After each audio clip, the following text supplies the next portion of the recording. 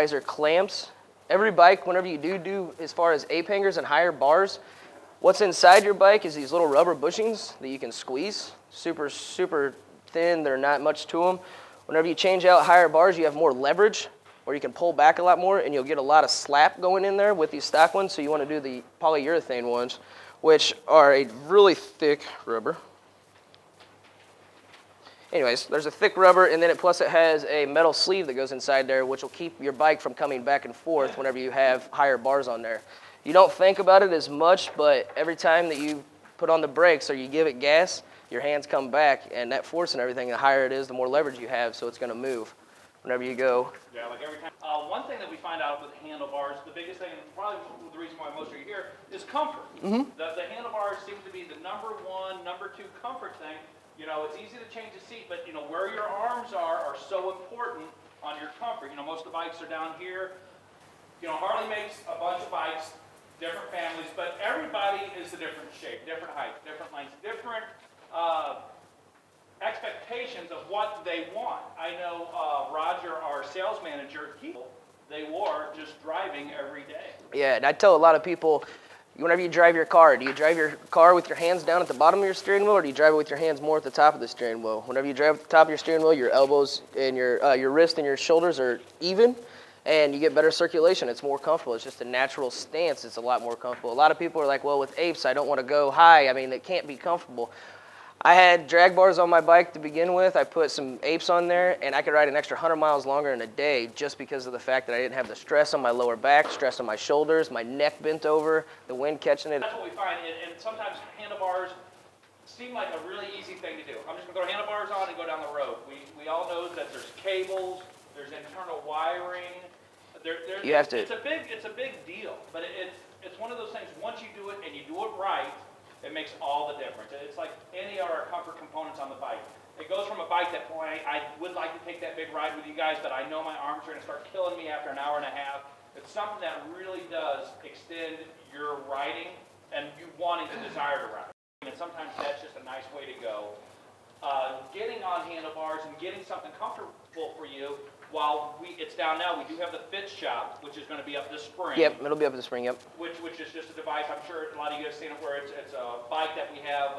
It's usually a fat boy. Yeah, usually the fat boy or some kind of soft tail. It's designed with interchangeable bars so we can kind of match you up. We don't have that going on until the spring. Correct. But again, bars are really, really hard to judge. Tall boy bars for the fairing batwing style bikes, and then they have them for a couple of the Softails and Road Kings also. Those you can change without changing the cables. What they'll do is if you're sitting up or sitting scrunched a little bit, or your arms are straight out, they'll give you about 1 to 2 inches worth of bend that you can do as far as the reduced reach ones, to where the tall boy ones, where they'll lift up about 1 inch to 1.5 inches higher than where you are right now, just to give you a little bit less stress on your shoulders. Those are about the only ones that you can go with where you can change. I mean, if you go more than 4 inches higher or more pullback than what you have on their stock, you're going to have to change the cables and then possibly extend the switch wires and everything, and that's where all the labor and everything. Now, going back to finding a bar that fits you. Now, a lot of times a guy will come to me and sit on a bike, his bike or another bike like this, you know what, I really want my hands here. This is where I'm at, but I need them to be here. So if you kind of have an idea where you want them to be, it is very easy, maybe a little technical. In the Harley book, they have very specific measurements and how to find those measurements. So if you sit on your bike and you're here, there's a way, and I can go over it like personally, or we come to the parts counter, you know, it's kind of detailed to go into.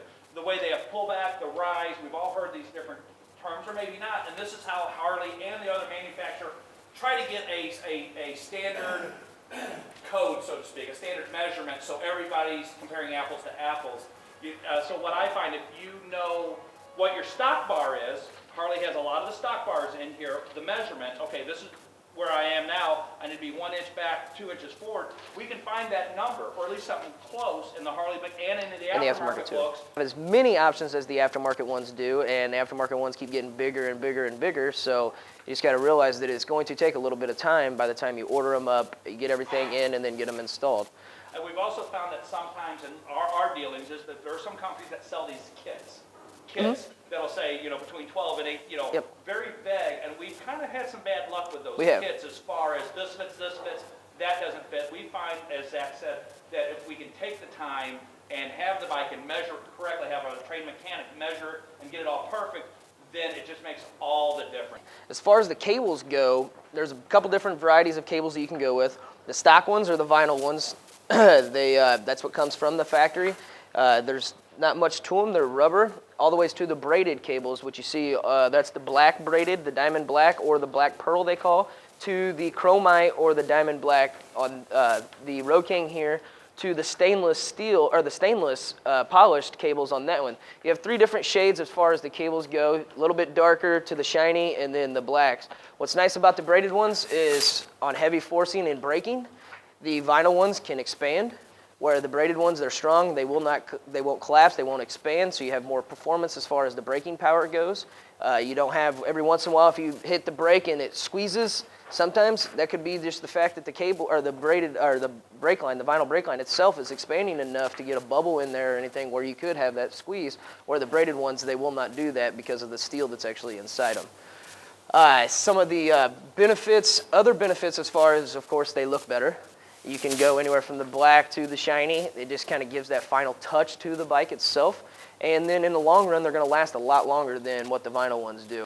They used to, a lot of times, there is certain actual lubricant that you use for the braided cables. You can't use the graphite. The graphite itself is too thick. It will bleed through. It could bleed through where you could have problems. And then every once in a while, you'll see a bike that it looks nice halfway down, and then you see the black or the yellow mark. That's because probably the person used graphite inside there instead of the actual clear lube to lube their cables, and it will seep through to the outside of it, and then it turns into either a yellow or a gray tint.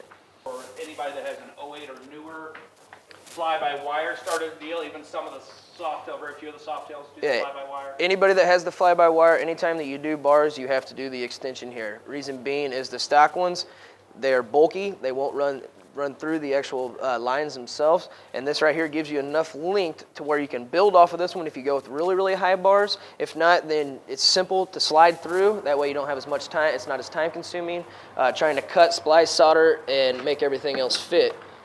We got plenty of aftermarket. Yeah, you got anywhere from, And Harley makes them. Harley has their 1-inch bars. That's what comes from the factory on most of the stock bars, besides like the CVOs. Some of those have the 1 1/4 already on them. The Fat Boys have 1 1/4, Fat Bobs have 1 1/4. It's fairly recent. Correct. You know, fairly And what you'll see the difference of is all the 1-inch bars from Harley are externally wired, where you see, the actual wires for the switches themselves are actually external, where on the 1 1/4 you can run the wires inside the bars, where all you see is just bars and you don't see wires on the outside other than your clutch, your throttle, and your brake cables. You don't have as many problems, like you could get it caught or something like that, and it could rip, could pull out. Where it's internal, you don't have to worry about the electric, any problems or anything happening as far as that goes. It does take a lot longer as far as internally wiring the bikes compared to external. You got to feed the wires all the way through. Some of the bars, like the Yaffes or the chisels here that have the points, are even more difficult because you have to make sure that you get up and around there, and then the manufacturers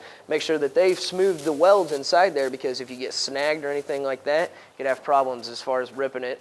If you're doing bars, ever think about doing heated grips, that'd be the time to do it too, because they're internally wired. You have all the wires inside there. It's going to save you time on labor because we're already doing everything. There's also an aftermarket company that if Harley for some reason doesn't sell the grips that you want in heated, or aftermarket grips if they don't have them in heated, there's an aftermarket company called Heat Demon where it actually goes inside your bike.